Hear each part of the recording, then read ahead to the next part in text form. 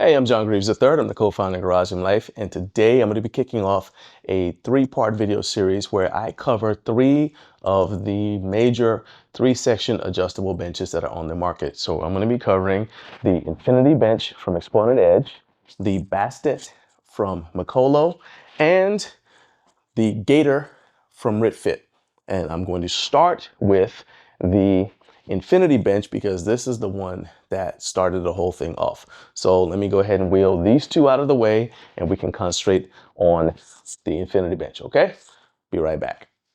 So they say necessity is mother invention, and that is definitely the case with this bench. Prior to the Infinity Bench, if lifters wanted to do movements like overhead dumbbell extensions, or if they wanted to do behind the neck presses with a barbell, and even in some cases, the W press that's popularized by Mr. Olympia, Larry Scott, they would have to basically take a preacher curl bench, flip it around backwards, and sit down on it so that the bench pad only came up to about halfway up their back. And that way the dumbbell or the barbell or whatever they were using did not hit the bench. Then in April of 2024, I went to Home Gym Con in French Lick. This is the last time I was in French Lick. And I met Jason Benoit and he showed me the Infinity Bench and my mind was blown. I believe this is version 2 of this bench, but up until I had seen this bench at Home Gym Con, I had never seen anything that solved the problem of being able to do overhead dumbbell extensions and the movements I mentioned so easily and so elegantly, because I don't have space in my home gym for a preacher curl bench that I only use for preacher curls and for overhead dumbbell extensions. My bench has to do, well, every piece of equipment we have in here really has to do multiple things. And the Infinity Bench solved the problem of a bench that was sturdy enough to use for regular lifting, but also allows you to do movements like overhead dumbbell extensions by one simple trick. There is a locking pin that you remove, you set it down on these braces, and you really don't have to do this, but it's better to do it. Reinsert the locking pin, and just like that, you now have a bench that you can sit on. And as you can see, the bench only comes up halfway up my back, so I'm able to do overhead dumbbell extensions and all the other movements I mentioned without worrying about the dumbbell or whatever implement I'm using hitting the pad. Now, that is great that the bench does this one extra thing, but I don't like benches that are gimmicks. So how does it perform as just a bench? And the answer is, when I've used it for multiple movements here in my home gym, I have been mostly pleased. There are things about this bench that I think could be improved in the next version. I think this is version 2 of it, because when I went on the website to place my order for this version that you guys see here in the video, and yes, I did purchase it with my own money, but when I went on the website to purchase the version that you see in this video, and again when I went back to the website to double check some of the specs to make this video, I noticed that some of the specs and information matched a version that doesn't exist yet.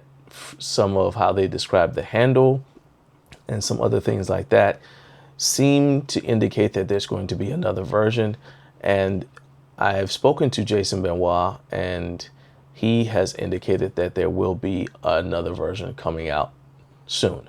But let's talk about the specs for this specific bench that we have in our hands right now. So this Infinity Bench features vinyl padding, and this version has a vertical handle for moving around the gym and moving it into and out of vertical storage mode. The Infinity Bench weighs 80 pounds and has a rated capacity of 1,000 pounds when it's in the flat or inclined position. In fact, Jason Benoit, the founder of Exponent Edge, who I mentioned, showed me the bench at Home Gym Con, said when he was demonstrating the Infinity Bench to me that the headrest pad alone is rated at 500 pounds.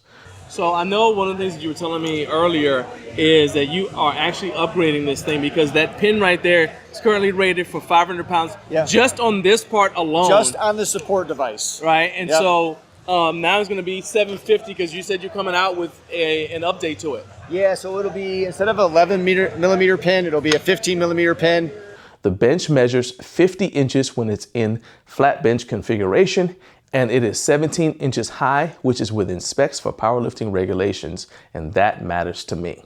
The seat pad is 14 by 14 at the widest in the front, and it's 11 inches at the incline position. Back pad is 18 and a half by 11, and the head pad is 15 by 11 at the widest front point, 7 inches at the top of the head portion.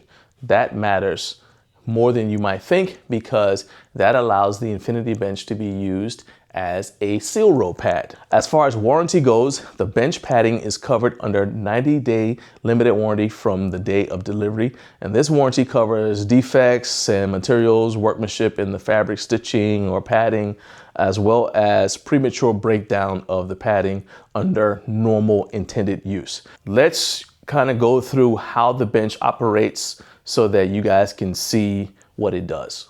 Okay, so like any of the adjustable benches on the market, what makes them adjustable is they can go from flat to incline.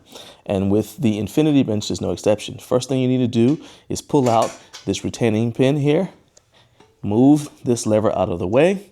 I like to put the retaining pin back in here just so I don't lose it. And then you simply, like any other bench, you're gonna lift it up, and you see it's got an enclosed ladder system, which keeps the bench from which keeps this part of the bench from flopping around so much. You can go all the way up to 90 degrees, and now it's ready to go. While you're in the incline position, you also have the option of adjusting the seat itself, and you do that by loosening your adjustment knob, and then you've got 3 positions to choose from for the seat angle, depending on what it is you're trying to do. And then when you're done, you just pull it out, let it go back down to 0, tighten it back down. And you can either use it in this position, or you can continue on to here, pull out the pin here, and put it in half bench position right here. And you can use it as a half bench. Now, to put it back, you obviously will put it back into incline position at the 90, take it out of half bench position. Then you're gonna kneel down, or however you reach it, you're gonna grab, well, first thing you need to do is pull the retaining pin back out of the way. Then you're gonna grab this brace here, and you're gonna slide it down. And right here, you need to be careful and move your fingers out of the way so that it comes down, and then you're gonna go all the way down to the 0 position or flat. And then you want to take this retaining lever, put it back, put the retaining pin back in, and now you can use it in either the flat position, or you can stand it up in vertical storage. So when I saw the other 3-section adjustable benches on the market, the ones I'm going to cover later on in this series, I noticed that they went further than 90 degrees. And I told Jason, I said, man, I think you might need to make the Infinity Bench, when you do another version, make it so that it goes down further. Because in my head, the dumbbell might hit if somebody had a lot more range of motion than I do. And my range of motion is, significant in terms of the overhead extension. But I now, in retrospect, don't think that that's necessary. I think that there is an advantage to having this pad go down past 90 degrees, but it's not for overhead dumbbell extensions, because when you do overhead dumbbell extensions on this, because this pad is only about 18 inches long, this only comes up to the middle of my back. So if you're taller than me, obviously it's going to come up even lower on your body. And even if you have a shorter torso, I still don't think it'd be an issue. But I think that there is an advantage to having this pad go down lower, because if you wanted to do a Scott curl, and a Scott curl is where you're doing almost a preacher curl, but your arm is extended away from your body, but it's more straight up and down. It doesn't go out like a preacher curl does. You can do a preacher curl on this just by changing your angle of your incline, right? Preacher curl, Or you can come around this side. Now, preacher curl. But you can't really do a Scott curl. And the only way you'd be able to do that would be if this pad went down further, and then you could do the Scott curl on the front of the bench like that. But that to me is more of a personal preference, I guess. And I guess this is a good point to say this. Whenever you're watching a review, you need to keep in mind that every reviewer comes to the piece of equipment he's reviewing or she's reviewing with some built-in biases based upon their background, their training age, meaning how long they've been training, any limitations they may have, injuries, things they're working around, things like that. And that's what makes them prefer or not prefer a certain piece of equipment and the way it's designed over another one. Okay. And that is no different from me. In fact, when I had my first job out of college in 1995, I worked at 2 different public gyms. And then I've also been in several public gyms in the decades since 1995. So I've seen this a lot. But when I worked in public gyms, I used to see people who had memberships to multiple gyms because they preferred how the equipment felt at one gym for one particular exercise, and then they may like how the equipment felt at a different gym for another exercise. In fact, the most extreme example of this is I knew some lifters who would come in and bench press at our gym in the morning or in the evening, but then they would go to a different gym to finish out their chest workout because they preferred the machines at that other gym and how they felt to the machines we had at the gym where I worked. Okay, so I say all that to say that no matter what I say about any of the pieces of equipment I review in this series or anywhere else on this channel, keep in mind that this is affected by my personal biases, my training goals, my training age, and let's say injuries that I'm working around. Okay, it's also affected by my strength levels. Okay, so if you're stronger than me, stuff that I think is great may not work for you. All right, just wanted to pause for a moment there and say that. So let's start with what I believe is the biggest issue, and that is there needs to be an adjustment to this closed ladder system. I love that it's closed ladder system, but first of all, this retaining pin, while I love it, I think there has to be an easier way to stop the bench from flopping around when you go into the vertical position. But it's not just because it adds more time, but also because it's really easy to forget to put it back in when you are adjusting it, especially if you're rushing. Then once you adjust the bench up to the incline position and you're ready to go back down to the flat position, I think that there needs to be some sort of handle right here, because that way you don't run the risk of pinching your fingers as you're coming down. Because you see, if you don't have your hand right there, this frame doesn't automatically move. So I can't really go from one level of incline to the other easily. And while we're at it, I think there should be laser etched numbers to let you know what degree of incline you're at. But anyway, from a safety standpoint, as I was saying, I think this is a pinching hazard for your fingers. So not only is it annoying, but it's a potential safety hazard. And you also have to remember to take the pin out so that you can then move the lever back around to put it back into its position for vertical storage. So that's 2 things that, in my opinion, need to be changed right there. The pin, laser etch the numbers, and create some sort of handle so that you're not endangering your fingers when you are putting it in position, when you're moving it from incline to flat. Then let's come around to the front. My wife does not like this gap. Now it looks really, really wide.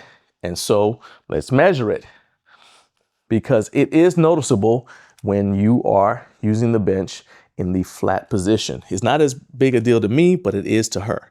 So right there, we're looking at nearly a 3-inch gap right here. And I just think that that's a little too wide. It's extremely noticeable. And quite frankly, Naomi doesn't like it. And it stops this bench from being her favorite for that reason. Now, what some other people have complained about is this handle that's in the front. I don't particularly think this is a big deal, because A vertical handle is what you see in most commercial gyms on their benches. It's a vertical handle. But I think that potentially there are people who think that think otherwise. And so they are asking for a horizontal handle. And I do believe that that's something that's going to be added to the next version of this bench. The final thing that I would like to see is I'd love it if this bench didn't just go flat and incline and half bench. I would love it if it had a decline option. Other than that, I love this bench. I have been using it for a multiple of movements. I've been using it for multiple movements here in the home gym, and I would say it is my second favorite out of the 3 benches that we are reviewing in this series, and it is definitely my favorite out of all the benches that I owned previous to it. So I had an adjustable bench that was not a 3-section adjustable bench, but I had an adjustable bench from one of the bigger name, I'll just say it. I had a Rep Fitness bench, and it was the AB 5200, and I got rid of it in favor of this Exponent Edge bench, because to me the Exponent Edge bench is easier to move around, it's lighter, and because of the half bench position, it really adds value. Okay, in the next video in the series, we're going to take a look at the Mikolo BASTET 2.0.